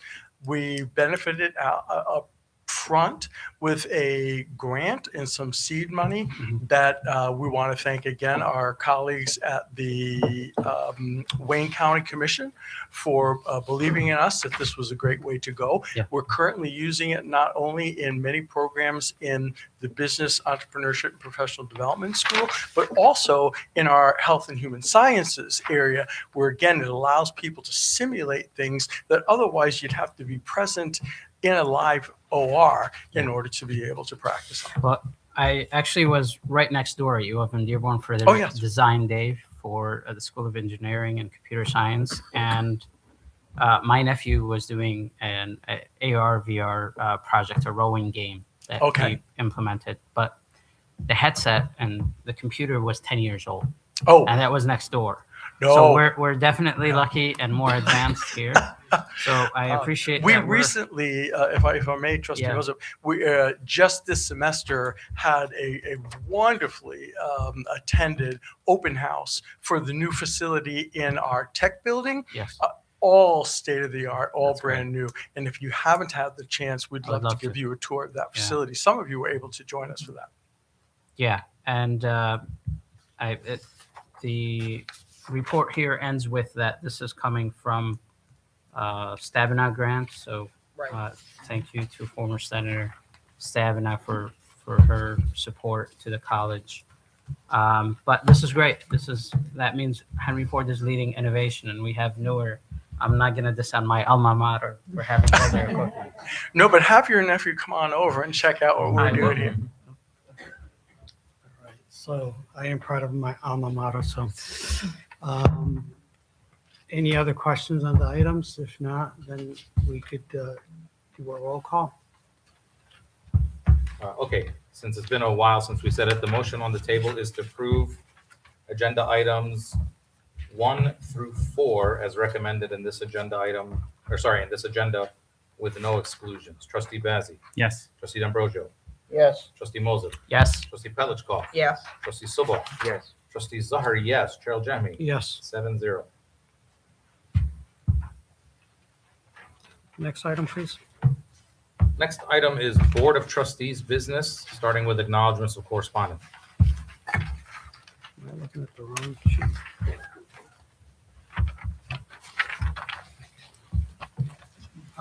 Is there, I don't think we have any correspondence. Is there? That anybody's aware of? All right, so no correspondence. Next We up- don't have correspondence here, but we had plenty of correspondence on the other side, Michigan Avenue. Yeah, but who's replying to them? And if I may, Chair Demi, you are. So thank you for I'm doing just, that. I'm just kidding. Thank you Um, for sharing. I just like to acknowledge correspondent, or I forgot to address Ms. Luqman, who addressed us. Thank you for coming through and bringing your valuable opinion. And again, I encourage all of Dearborn citizens who are in our district and stakeholders of, or wait, I don't use that word anymore, community members of the college to reach out and let us know about the finalists at the P12 for superintendent. Thank you. And you mentioned Ms. Lukman. I had to respond a lot to and copy you. So we had a little mishap with the email not coming through to us, just an FYI. They missed a part of the email. So we took care of that. Any other items? If not, we'll go to board committee report. Next item, sorry. Yeah, next item is board committee reports. Okay. I deferred the building and site, so my report has been made. Okay. Any other committees before I get to what I want to discuss? Trustees are. So on the contract negotiation committee, we communicated a little bit over email last week. That's me and Trustee Silva and Trustee Bazzi, with Vice President Moss Ferguson. And last week asked her, or she suggested, and we accepted, or I asked her to continue to draft a framework of what the contract negotiation process should look like, so that we are all on the same page and have legal advice on how to move forward with it. And I guess you might get that to us this week. Would that be fair? Yeah, a framework of that this week. Of course, the sooner the better, knowing that the calendars that we are on with President Gonko and her moving on. So that's where we're at. Once we get that, I imagine that the committee would meet first, the three of us, make sure we agree on how this process is going to move forward, and then start quickly negotiating with our president designee, president-elect. I don't know how to say it correctly, but designee, I'll say. And then there's, I think we also asked some questions last week as to how this would all have to occur under the OMA, because there's no clear cutout for individual contract negotiations. So we'll get some advice on that as well from Vice President Ferguson. Trustee Petlicoff. As I was on the contract negotiating committee for the prior president, I can explain that how we organized it was the committee met in open meeting. Not that we had anybody attend, but it was an open meeting. We already had the prior president to the one who was becoming their contract to begin the process of the conversation of the committee. We did not deal directly with the appointee. Legal took their legal took care of their contract that was submitted to the committee. The committee then reviewed the contract against points that the committee determined would be most acceptable to the full board. And that's how the process Okay, pretty so much. the council was always the go-between. You never We never directly talked to the candidate at that point. Yeah, I'm okay with that. I guess in my lawyer brain, I was like, we should talk, but I think it's No. probably a good idea that, right? Yeah. Yeah, that would be an acceptable process to me and seem to But make the most sense. it wouldn't be our council. We had outside counsel. I was going to ask the Yes, same yes, question. we had outside counsel because this technically would be her boss. Right. We did. A little conflict, Yeah, right, yeah. right. So we had hired outside counsel to be Yeah. the And I remember when President updated, Cavaluna yeah. also had his second contract. Right. We did involve outside counsel to be the kind of mediator between the board and. Was it your experience that especially when President Cavaluna was his first contract, did he have counsel too? Yeah, but he was a lawyer. Sure, But right. I believe he did. He. What do they say about lawyers being their own? A lawyer who represents himself as an is idiot for a fool. client. Yeah. So I believe I can't. I mean, that was quite a number of years ago. But as I recall, he had somebody who was skilled at that particular contract negotiation. Yeah. Yeah, I'd be okay with So, that. so I did want to say something, and the reason I brought it up, I had some serious concern because of the lack of traction to this. I understand that everyone's very busy with the P12. There's a lot of things going on, but we have to have traction. So there was some recommendations that I was going to make today, because I don't feel like at this pace, we're not. I feel like we don't have the time to do it, and I've asked. I removed myself from the email chain purposely so Trustee Bazey and Trustee Suba could be included. There was, just for the audience, there was emails going back and forth, and I was included with Trustee Czar, but I'm not on the committee, so I wanted them to be involved. And I'm not seeing updates, and I get it. Everybody's really, really busy, but we have, this shouldn't take that long. So there's a couple of things that I would ask for. I would ask for a timeline. That's one thing. Second of all, I would have preferred, and I would have no problem with Ms. Ferguson working with Mr. Knizek or his lawyer. I have faith, because at the end of the day, the board still has to approve, and then working with the committee to communicate to the board. I think it's important that it's a contract, when it comes to certain criteria in the contract, they're pretty straightforward. There's other things that, there's negotiation, there's maybe not as much back and forth, and it really depends on the two sides. Sometimes an agreement could be done in a week, sometimes it takes too long. It really depends on, their perception of where things need to be. So I would ask, given that we're busy and we don't have time for it, and it's been, a week and a half, almost 2 weeks that we haven't really done anything. There's just emails, kind of tag you're at. And I get it. Everybody's busy. There's just too much going on. So I would ask the board to allow Ms. Ferguson to be able to work with Mr. Knizek, and, as she worked with them, and still communicate with the committee. I'm not saying to bypass the committee, but to take the lead in working on the preliminaries. Any thoughts on that? I just would love to hear, because we really, Trustee Silva. Yeah, I'll agree, and I guess I will also defer to our legal counsel under her discretion. She is, some might consider it a conflict, but she is definitely authorized, and if she feels like she can use and maintain her professional judgment, and she's in a good position and comfortable and to do so, she has every right to take that on. So I would like to defer to her if she's comfortable. I have the utmost confidence in her if she chooses to do so. So I think that's a good point, and I think that's a question, for her to answer, unless the board, feels strongly otherwise.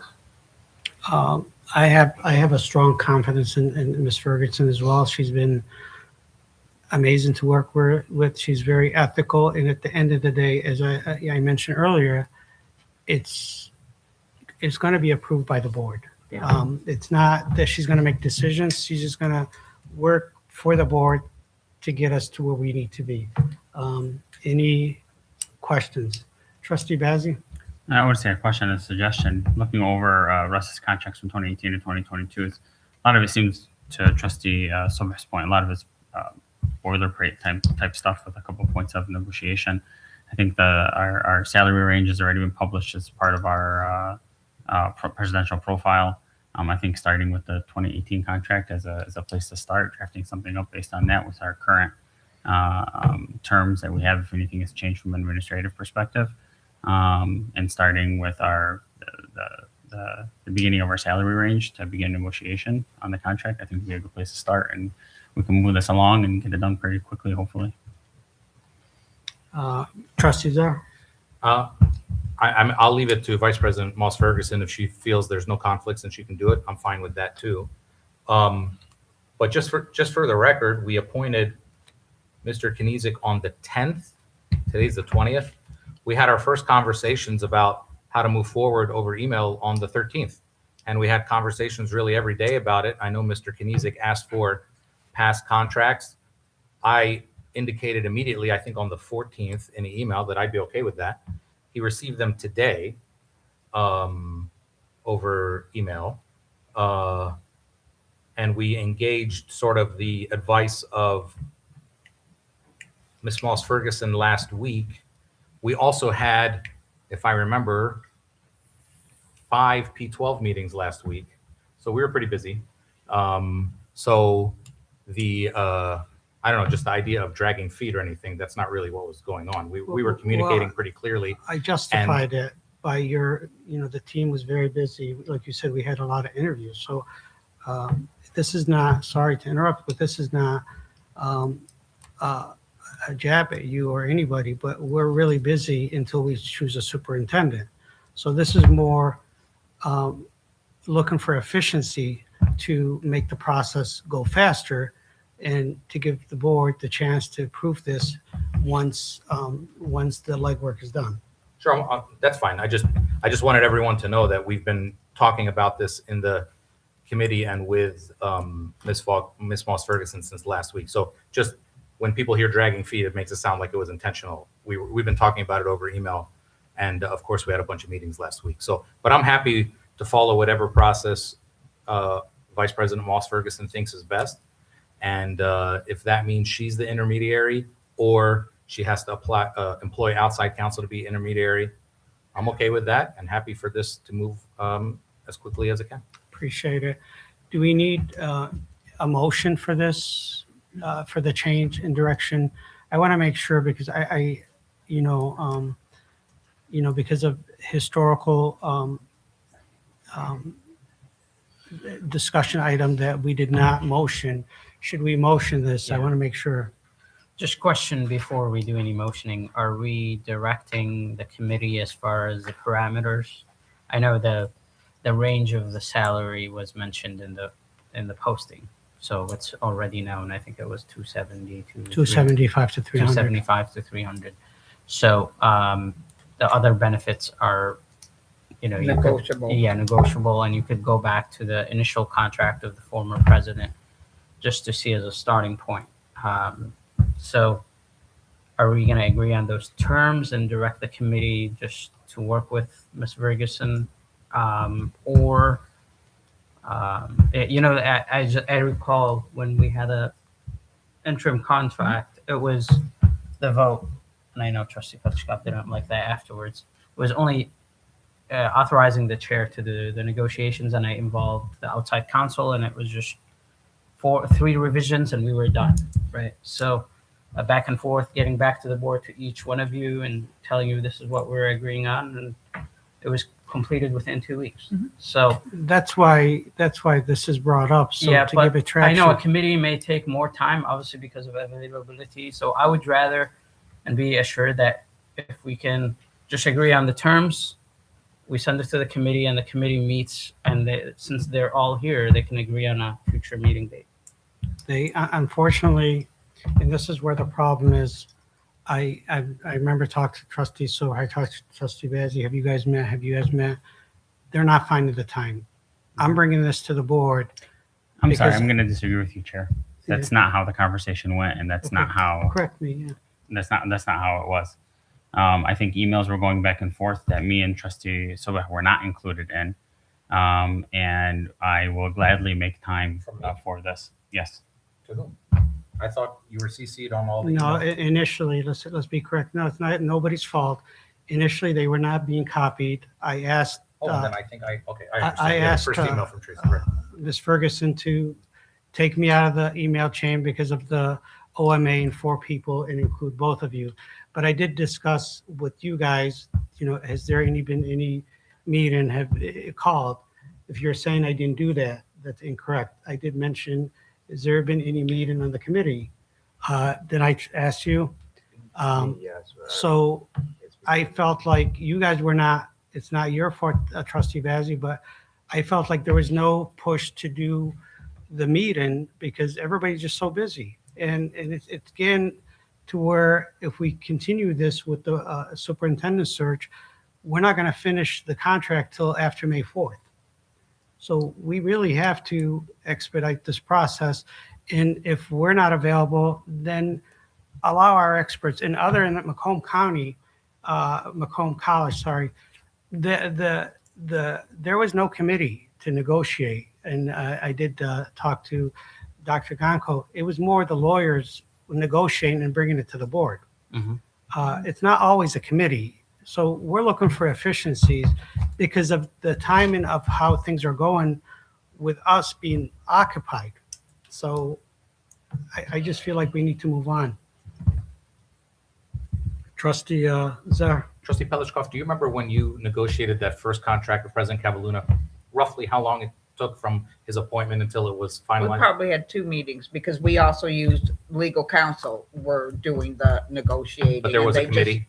There was a committee Okay. there of 3 of us, and we met, but I think we probably met maybe 2 times maximum to, with the first contracts given to us, we had conversation and discussion, sent it back for any revisions, and then the second time we agreed, or not all of us agreed to it, but it was brought forward to the full board that following.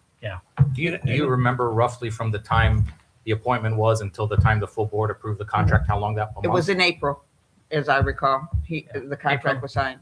And he was appointed when? I don't remember when he was. In March. So let's In say a March. month, roughly? A I few don't know. weeks, yeah. A few weeks, okay. You're stretching my memory. Brad. This is not, I bring this up not to really say that anybody did anything wrong. I'm not saying that. I'm just saying with the superintendent search, we have a lot on our plate. So why not allow Ms. Ferguson to help us expedite this? And once the foundation is there, to bring the committee. Sure. I'm not asking the committee to be disbanded by no mean. I'm just saying, let's take the help that's there Yeah. for us and then move on. Is Ms. Ferguson comfortable with taking on that charge, or would you like to employ outside counsel for it? Either approach can be done. Employing outside counsel, if that's coming through my office, then that will take a bit more time. I can offer a compromise based on the board's approval. I have no problem supporting the subcommittee in its efforts to negotiate our new president's contract. I can make myself available, and if a conflict arises or there needs to be outside counsel, I can advise you of that, and we can then engage outside counsel. We can give it a go with me first, and again with that disclaimer that if a conflict arises, I'll advise you that you should engage outside counsel. Sure. Appreciate Trustee Bazey was first. Sorry. So in this effort to help expedite things along, I think I'm going to bring again my suggestion. We start with the 2018 contract minus relocation expenses updated for our current salary range that we've already published. Get that as a first draft and move that, and then when we get something back, we can meet as a committee, move this along.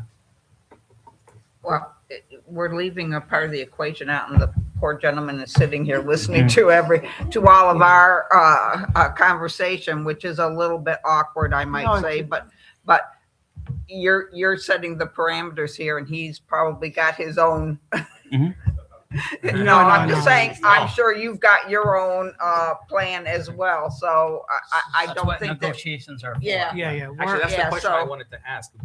Is it your suggestion, or traditionally or whatever, where should the first draft come from? Us or the candidate? Or the designee? The board is the employer, and so typally the employer offers the first contract. Yeah, that's what I'm saying. We send our. Okay, I'm just making sure that we're, I would, sorry. I would say again that I would ask that the board, allow, Ms. Ferguson to take charge and work with the committee once there's a foundation. And right now, I just, for me, I just don't see the traction with all that's going on. And we cannot just continuously wait. I understand, Trustee Bazey, you feel like the committee is going to be available. But if you feel that way, then let's have a timeline. But why not allow Ms. Ferguson, because she is, I think nobody's disagreeing. okay, with no, that. he did. Are you disagreeing with that? I'm disagreeing. No, not you. I'm not disagreeing not with that. disagreeing. So you said the committee meets. Maybe I misunderstood you. You had mentioned that, I think, I don't remember the exact words, but something about how I had commented when we discussed that, and I disagreed. No, I mean, trustees are, hold on a second, if you don't sure. mind. It's okay. If you agree, then fine. Do we need, if that's the case, so not to belabor the point, can we, and the trustees are, you could speak, but can we just move on and allow Trustee Ferguson to move on? Because I'm seeing a consensus. Trustee Trustee Ferguson, well, thank you for the promotion. Can I donate to her campaign? I was gonna say, and Sorry, by how Miss- many votes were you elected? I could see that. It's an omen. But what, please comment, trustees are. So obviously, I would imagine that the committee, or I guess I'm asking you, the committee would, and Trustee Bazey started talking about it a little bit actually, and we could do it right here actually, but the committee would have to, you can't really, you're not, okay, just so I understand, everybody understands. I don't have any authority to Yeah, accept you're not terms. really negotiating. I'm, You're kind of like the middle. am the go-between. Right. That's the part that I would play. So Right. I can only do what the board permits. Right, especially to avoid conflict. Correct. Just being the And- go-between. So I'm okay, and we can just say it now. We don't have to have a committee, because we would have to have some sort of meeting to tell you what to give Mr. Knizik as a starting point. Well, I'm okay with what he just said, which is, Okay. what was it? Can you say it again? 2018 I got it. contract updated for a salary minus Yeah, relocation. and just make that as a starting point, and then technically under our rules, we need, if we're gonna call a committee meeting, we can do it within 18 hours, is that correct? sure, you want to call a special meeting for the committee? Yeah. Well, I You mean, need because this 18 we don't have standing You meetings. you for this only committee. need, it's an ad hoc committee, correct? So you Right. only need 18 hours to 18 notice hours. a special meeting of the ad hoc committee to negotiate the contract. Right. I would say, I heard the 2018, that's 8 years ago. So let's be fair in the fair value. So you could take the 2018 is a starting point to modify, and with fair value, That's what right he now, I mean, everything is triple what it was. Yeah, you know. the numbers but are, amounts- the amounts numbers are it's not taken as out of big the as equation. percentages and things like that So based off salary yeah. and things. So you're just talking the word and the verbiage? The verbiage, but when it gets into some of the terms of it, it's percentages of the salary. There's But not the salary of 2018. No. no. Okay, I just, He said to Not update the the numbers. salary. Yeah. But also, in the benefit, sorry, trustees are, and also the benefits, we're talking, I just want to be clear that it's fair value Mhm. for where we are right now. Okay, sorry. yeah, I think it doesn't, I mean, not that it doesn't matter. The point of this is just so that you can get something quickly to the Sure. other side. And then, They can- that way we don't have to have a yes. meeting. It could be a paper that says ABC, and then he sends you something back that's a full contract, and then we can start talking. Just so we don't have to have a meeting to tell you what to do. But I think a 2018 with the updated, whatever, low end of the salary as a starting Starting point, salary. and then. No, and then see- that's not the 2018 is the low end.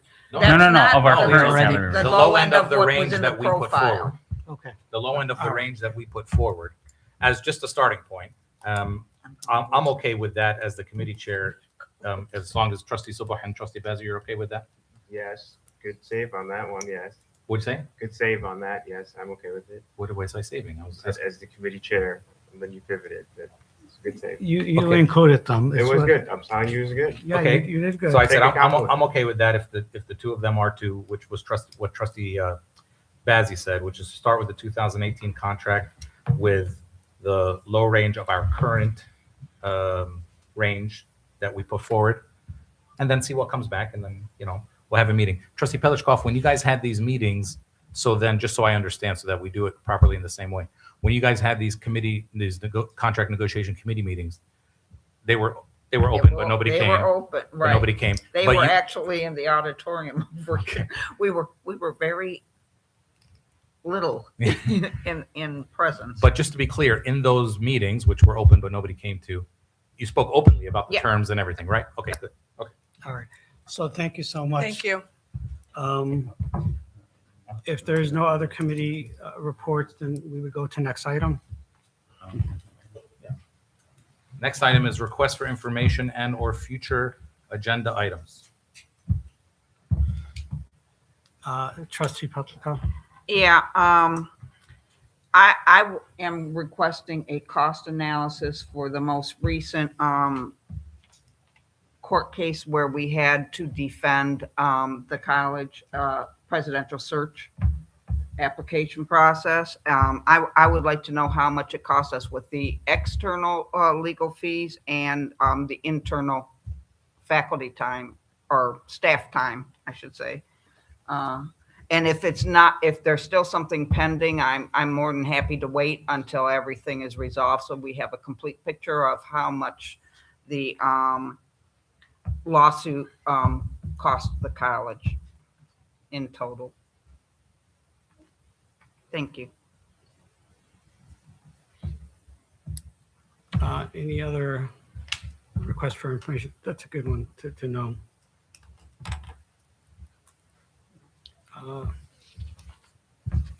Go ahead, trustee. So, I mean, I guess a motion is proper at any time, but future agenda item is more like a current thing. I gave everybody a copy of this resolution that I drew up that I believe is very urgent about the Board of Education of the city of Dearborn, which includes the Henry Ford College Board of Trustees, speaking in one voice, condemning the illegal Israeli aggression in southern Lebanon and the effects it has on our community here. I gave everybody a copy of it over email today and in person here. I'd like to move it as a motion right now. And if anyone wants to have any discussion about it, but to move it and publish it. Any? Are we going to move it first or? I'm moving it. He's moving I'll it. second. Okay. Who seconded? Trustee Bazin. Trustees, discussion? I have not had time to read it. I don't vote on anything I haven't had time to read and reflect upon and study. So if this moves forward, which it already has, then I'm going to have to abstain. Sure, I understand. As the person who made the motion, I'll just speak quickly to it. I won't recite the whole thing, but this is the title of it is Resolution Condemning the Illegal Israeli Aggression in Southern Lebanon. The Israeli military is occupying 58 villages in southern Lebanon. We are also home, obviously, here to the largest Arab American community, including a large community from southern Lebanon. There was a press conference earlier today about how many members of our community, including elected officials, have had their homes bombed and destroyed in this. And so there's a bunch of whereas clauses which state the facts that have been reported widely, including the killing of 2,000 people, including journalists and health workers, and the displacement of over 1 million people, and the clear crimes against humanity and war crimes that have happened when you displace a civilian population and commit what international legal experts are calling ethnic cleansing. The resolved part of it, which I'll just briefly summarize for everybody here so that that's clear. It's resolved that the Board of Education and the school district of the city of Dearborn, which also serves as the Henry Ford College Board of Trustees, 1, calls for the immediate and unconditional withdrawal of Israeli military forces from all parts of Lebanon. 2, condemns Israel war crimes and crimes against humanity, including collective punishment of civilian populations and ethnic cleansing. And 3, urges all of our elected officials to do the same. So that's my argument. Again, I totally understand that I sent this earlier over email, and of course I gave everybody, this is if this was not a matter of some urgency, as things are happening now and our community is suffering from it currently, maybe it could wait till next month, but to me, I felt like we should bring this up quickly and approve it quickly. Go ahead. I can appreciate the thought and the sense of urgency, but I too naturally open my pen to redline this. Would like some time to review this and to mark up. I'd also like to kind of gauge the process of bringing forth and passing a resolution here. I think this might be our first, so I just want to make sure we're doing that properly. And then two, would like to confer with our legal counsel on the process of passing a resolution, but then also this resolution for obvious facts or sentiments. So again, appreciated, but I have questions that I don't feel comfortable just passing this through urgently. That's my sentiment. Any other thoughts? I just want to mention, whether we pass this or not, that members of our college community have been greatly impacted by what's happening, and it's disheartening. I tell them to pray for peace and end of the illegal occupation of both Israel and Palestine. I'm sorry, of Lebanon. both Lebanon and Palestine. And I appreciate trustees are bringing this forward, but I would truly, truly appreciate if this could be brought forward and giving us ample time to review, as both Trustee Peterskopf and Trustee Subhi mentioned. Sorry, Subhi mentioned. Any Trustee Bazey? I'm going to have to agree with my fellow trustees about the timing of this and making sure that it is adequate and written appropriately. I will say I know a lot of people in our community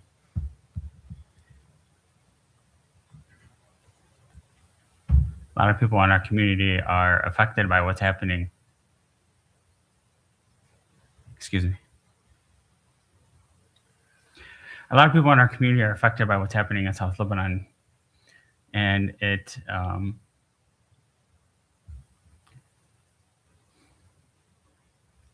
is something that I know is affecting, parents and students, and what's been going on. There is a lot of injustice, I should say. But we need to make sure that when we have something in front of us like this, not just right before a meeting, we can go through and make sure that we are putting something together that protects the college, while also allowing us to represent our residents and our community. So I did want to say, and the trustees are, we understand what's going on in South Lebanon, and we have a lot of family, friends that are impacted much more than people realize. Most of the Lebanese community that are in the Dearborn area are from South Lebanon, and it's devastating. Family members, are lost. Family members are have no homes. There is an impact that we don't see in the media. People don't share what's going on. People don't understand what's going on, and only those that have family member know what's going on. So in saying this resolution, it's more the timing, but as far as the impact on what's going on, we're all hurt by it. We condemn it personally, but as a board, we have to have enough time. Like for me personally, I haven't even read it because I was at an event before this, and I don't know when trustees are sent it, and his intentions 5 are, p.m. what's that? It was 5 p.m. 5 p.m. So his intentions are great, and it's appreciated, but we haven't looked at it. So as the chair, I just want us to be fair when we do something like that and give everybody the time. On a personal level, me personally, I'm appalled by what's going on. I personally condemn it. But as a board, we have to go through the proper process. Go ahead, Trustee Czar. So I'll be happy to withdraw this motion in a minute. As far as the propriety of it, public bodies make these kinds of resolutions all the time. So it's not improper as a general matter. No. We have a meeting Thursday. I hope Wednesday. No, No, Thursday. no, Thursday. Wednesday's the. Wednesday's the all-day interviews meetings, and then Thursday. Thursday's the interviews. We have a meeting Thursday. But to correct you, the Wednesday is, it's not is it an actual meeting? No, we don't have a meeting Wednesday. No, it's a We don't have a meeting meeting greet. It's Wednesday. just We have a meeting Thursday. Thursday. Yeah. You're correct. We have a meeting Thursday at 10 Ike. So I'm happy to take any individual suggestions from trustees before then, just one-on-one, so that it's all proper before then, and then modify in any ways that are necessary, and resubmit it. And hopefully by that time, everybody would have read it a couple times, and then we can pass it in 2 minutes on Thursday. But I think waiting past Thursday would be a little bit of a disservice as well. So I'm okay to withdraw, but I'll also say as a matter of any legalities or our bylaws, I mean, anything can be moved at any time. It's not, there's no, again, no impropriety under the bylaws or impropriety of a body like this making, there were a number of public bodies that made ceasefire resolutions during the war and genocide in Gaza. So I'll withdraw this motion for now with the understanding that I'll expect, everyone has this in their email. I'll expect people to give me individually any feedback that they have before Thursday, but I will be resubmitting this at the beginning of our meeting on Thursday in whatever form it is on that day. That's fine. And just to be clear, there's nothing illegal or improper that was done. It was just to give a chance to people to be able to read. Oh yeah, no, I didn't mean anyone was accusing me of it. I just want everybody to understand that even under our rules, it's okay to just bring a motion like a resolution forward. There's nothing So wrong with it. I'll officially withdraw this motion as of now.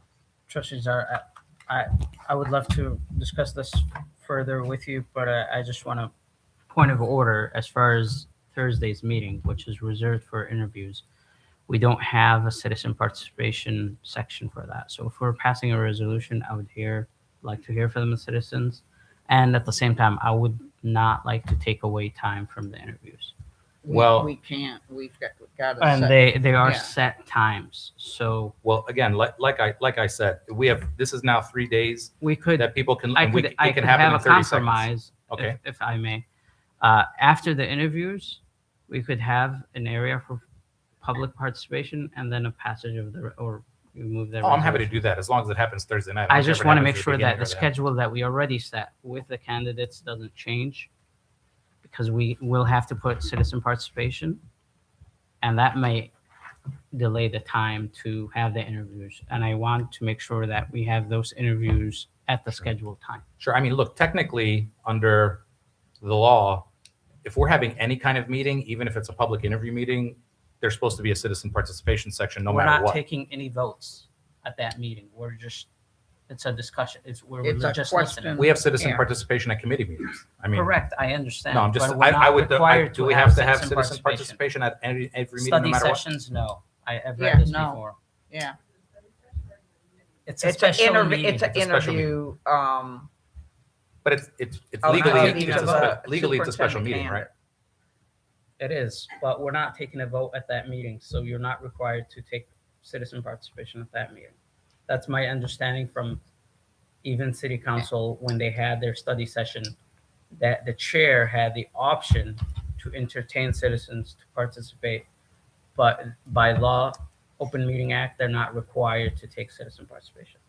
Okay, I mean, but in any, that's, I mean, I don't know the answer to that question, but in any case, why don't we just, so you're suggesting that we add Because we're citizen gonna participation? be, yeah, because we're gonna be taking action. I would say you would have to add citizen participation, but I would advise that we do that after the interviews. I'm okay with that. I'm okay with putting this as an agenda item after the interviews and citizen participation, what, Prior to right that. before it? Yes. I'm okay with that. Okay. So I think we have a consensus after the interview that we put this in. Anything else that we want to discuss? Any board member commentary? We're still on C technically, Oh, but see, okay. I thought we went to. board It's member okay. commentary. the next item is board member commentary. Trustee Muzzy. Tomorrow is Earth Day, and I know we have some events on campus that are commemorating that event, but I would like to wish everybody a happy Earth Day. as well as this month is Arab Heritage National Month. Arab American Heritage Arab Month. American National Heritage Month. So, to all of the Arab Americans who are working at the college, I'd say happy Arab American Heritage Month. Trustees are. In the spirit of Arab American Heritage Month and Earth Day, the word earth comes from the Arabic language. Yes. Okay, that's enough of that. Yeah. I did want to bring up something, and this has to do with, the recent lawsuits that we've had. And I would urge, trustees, I know we were subpoenaed as trustees, and that Some of us. Some of us, yeah. And, It wasn't asked illegal. for you to be It- subpoenaed. Yeah, but it the wasn't, judge it wasn't refused. a legal subpoena. Through the chair, point of clarification, the board trustees that were attempted to be subpoenaed were not properly served. So there was not a proper subpoena that was effectuated. And council then filed to challenge those subpoenas at the testimony of those trustees. So I thank you for the clarification, and I was going to get to that, but thank you for stopping me. I think the point that I was trying to make is when a situation like this occur, I would ask that all trustees follow the guidelines of our legal counsel, because anything that they do is representing the board and impacts the board and can impact the college and the board or the trustees. So I would just ask that we follow the legal advice of our college, because anything that we do in a situation like that could have an impact on our college. And that's all I want to say. All right. Any other board comments? If no other, so next item, please. Future meeting dates, Friday, April 20th. No, wrong, Thursday. We're Oh, doing the no, it's wrong? interviews on Oh, Thursday. sorry. Is the 24th Friday? No, it's the 23rd. It's the 23rd, Thursday, the 23rd is when we're doing the interviews. Yeah. Got it. It was the 24th that you got changed. I think that's why I It said got that. changed, yes. Got that, Patty? Thursday. It's hard to keep up with us. All right, future meeting dates, Thursday, April 23rd, 2026, P12 Superintendent Finalist Interviews, 6 p.m. at the Administrative Service Center in the Frank Franchi Boardroom. Monday, May 11th, 2026, P12 Board of Education Meeting, 7 p.m. at the Administrative Service Center in the Frank Franchi Boardroom. Monday, May 18th, 2026, HFC Board of Trustees Policy Committee Meeting, 6 p.m. at the Administrative Services and Conference Center in the Cabinet Conference Room. Monday, May 18th, 2026, HFC Board of Trustees Meeting, 7 p.m. at the Administrative Services and Conference Center in the Rosenall Boardroom. One more date. It's Wednesday. Is it Wednesday, May 4th? I think it's Monday, Monday. May 4th. Monday, Monday, May May 4th. Have we set a time for that yet? At 6 p.m. So. Okay, Yeah. Monday, May 4th, 6 p.m. for Superintendent Finalist Deliberation. Is that correct? And And selection. And selection at the Administrative Service Center in the Frank Franchi Boardroom. Next item on the agenda is calling for a closed session for OMA MCL 15268-1H to consider material exempt from discussion or disclosure by state or federal statute and to receive a written legal opinion from counsel. And I'll So just, moved. sorry, before that, I'll just inform the public, that's the last thing on our agenda. So we're going, if we do that and come back, we're just going to come back and adjourn. So, or we might make a motion, but we're just going to come back and quickly do whatever we got to do. So if somebody doesn't want to hang around, you know. I So, would highly recommend everybody leave. yeah. I agree. If So they I'm looking prefer for to do so. someone to make a motion that we go into closed session under MCL 15268-1H to consider material exempt from discussion or disclosure by state or federal statute and to receive a written legal opinion from counsel. So moved. So moved. This needs a 2/3 roll call. Support. Was there a support? I'll support it. Somebody, Oh, okay, whatever. Okay. Just point of Moved order. by Let's Trustee just not Bazey, make supported it. by myself. I understand sometimes we just want to, let's do it the right way. Go ahead. So you Roll have a call. second. So moved by Trustee Me. Bazey, Seconded by Moses. trustee Moses. It needs a 2/3 roll call. That's 5 out of 7. Trustee Bazey? Yes. Trustee D'Ambrosio? Yes. Trustee Moses? Yes. Trustee Pelichkov? Yes. Trustee Suba? Yes. Trustee Zahar, yes. Chair Jami? Yes. 7-0. We're going into the Barry. Okay. Yes. Easier.